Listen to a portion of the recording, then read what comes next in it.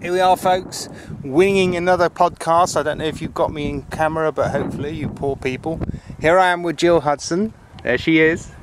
And yeah, we're going to have a little chat for 5 minutes, so bear with us. So this is home ground for you. Kind of, This yeah. is where it all... Because you're... What makes your painting so brilliant, what I keep telling everybody when they come into the gallery, is your understanding of your subject. Because you sail pilot cutters, your partner repairs skippers. A shipwright, yeah. So he does everything to do with them. Yeah. When did you There's a lot of first... things happening with boats. Did you meet through the love for the boats? It kind of came out of a few things, really. I was living on an old harbour launch just outside of Falmouth, and I was working on that quite a lot because it was an old wooden boat and needed fixing. It wasn't a floating concern. I was always a bit of a sinker. Anyway, so on the yard there were quite a few kind of old wooden boats and other bits and bobs, and I met him through friends from the yard, so he kind of washed up on the river one day, and we like went a salty sea dog that he is. Dog, yeah. Brilliant. Yeah. And that was in Falmouth.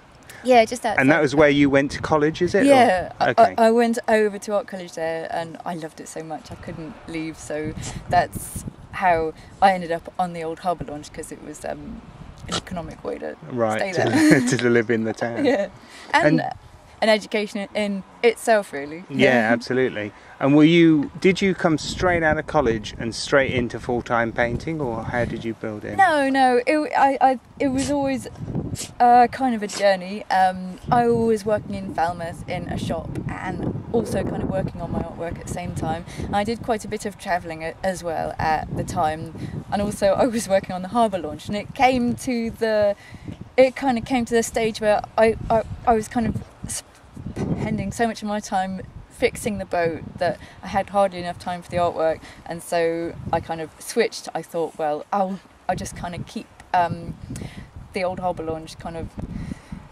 living, and I'll kind of focus more on the artwork. Right. And so that's where it came from. I had my studio in the wheelhouse on my boat, because I had quite a lot of glass and windows and stuff. So that was really nice, quite small, but very nice. So I was on the yard. And but it was all dry though and everything. You could store your paintings there. Well, damp. That was the other thing. A wooden boat. I spent a lot of time fixing the leaks, and I still had to fix all of the leaks from obviously above. But so I was working more.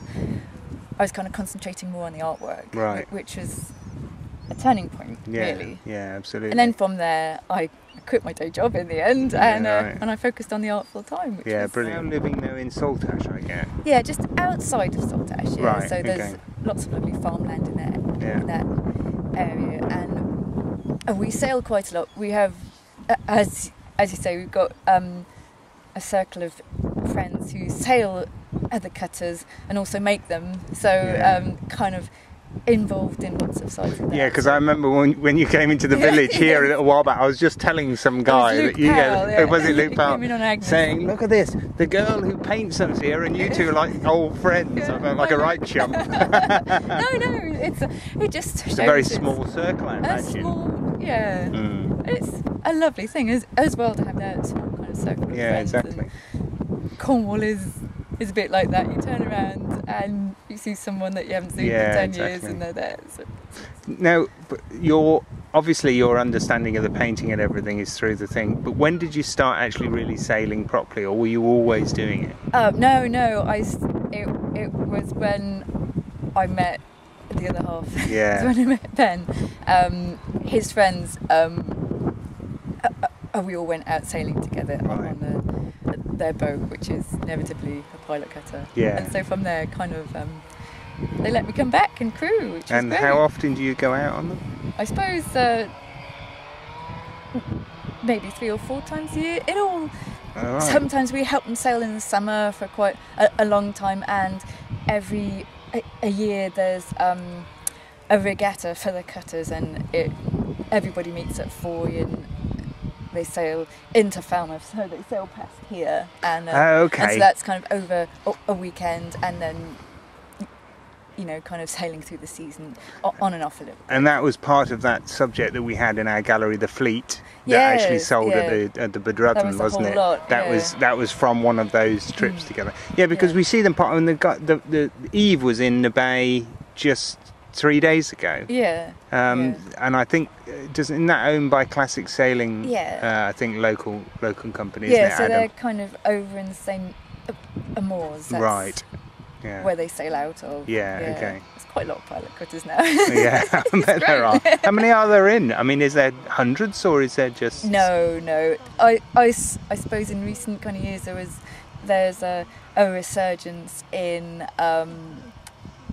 restoring the old ones and also kind of making new cutters.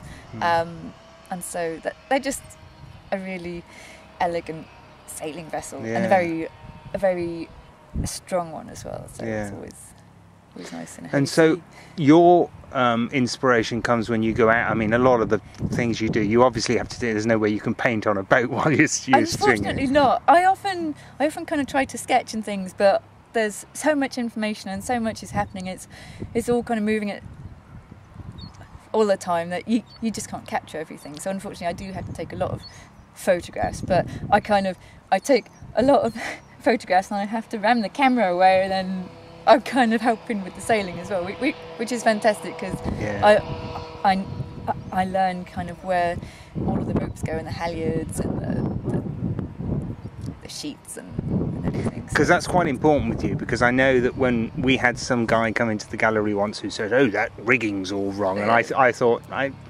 probably isn't actually, and he insisted it probably was, and I remember ringing you up and you sent through very quickly a photograph and that put the kibosh on him. But so I mean, because of your love for it, obviously you understand that anybody buying that is sometimes are going to be quite particular about it, so you're really quite precise. I think I have to try to obviously capture what's happening, and like say the wind is often changing, so I have to make sure that everybody's on the right sort of tack, so somebody can't understandably come along and say, "Oh, that's not physically possible," so I don't want that to happen. No, and I have to, I like to make, and also the other half is a shipwright and a sailor, so he picks me up quite a lot. Pointing on you. That topmast's got a bend in it. Damn it. Okay.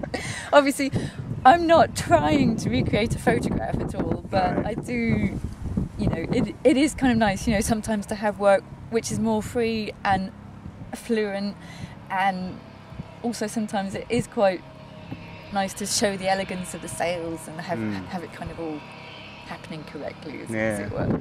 Do you ever work Plein Air? Do you ever sit down and paint like that? I do quite a lot, yeah. Not so much when I'm kind of working on sailing vessels and things.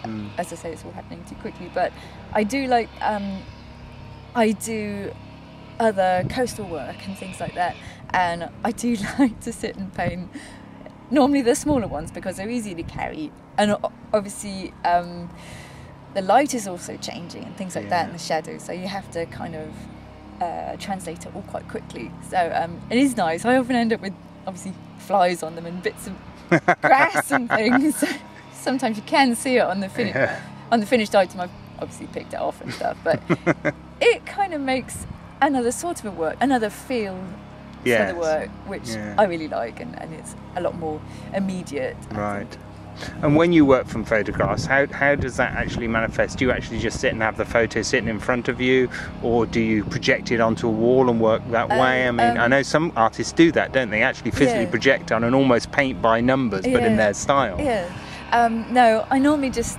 I have the photograph there. I sometimes, try and work from sketches as well, or maybe a few photographs at a time. And I obviously try not to... I'm not trying to copy the photograph as a photograph, but sometimes I mix a few things together, and I just, have a bit of fun with it. I really like sometimes how the light catches on the sails, and it just... They're lovely canvas sails, and sometimes they have this warmth, to them, and they glow, and so I quite like to, trying to take advantage of the light and things like that. And we're going to lose you now for a couple of weeks, aren't we? Because you're off to Slovenia for a holiday. How long for? It's a working holiday. Oh, a working holiday. Excuse me. Of course. Oh, hello. He's making a hell of a noise, that boy. Anyway, get back to it. It's all happening. Don't even know if it came into the camera properly. Great, so a nice little bit of a break, although you'll obviously be working. Yeah. And do you manage to sell in this country the paintings that you do in Slovenia? I mean, how does that work? Sometimes, because they can have a different light and a whole different thing, aren't they? Yeah, and another subject really. Yeah. Sometimes I do quite a lot of interior stuff over there, and I love the trees out there, so there's quite a lot of orchards and trees and things like that. Oh, nice. But I also like to have fun with some narrative in the work. So I normally come home and sell them, yes, but I do have my canvas out there and all of my paints and things like that. So yeah, great. Very different feel to them. Yeah, quite. It is nice to kind of chop and change. Well, I think as an artist you have to, don't you? Yeah. You paint the same subject over and over, it's going to get a bit boring. You need a break from it. Then you come home and I have kind of more inspiration. Yeah, exactly. Other Build it things. back up again. It kind of feeds into it. Yeah, sure. Yeah. Great. Well, there we are. That was that. Thank you. Lovely day. There we are. I'll give a little zoom in a minute around the harbour to let people have a look where we're sitting. But we're right in the centre of Portscatho. We've closed the gallery. Very, very naughty. I'm going to be in trouble. Back in 5 minutes. Yes, quite. Thanks, Jill. Thank you. Bye.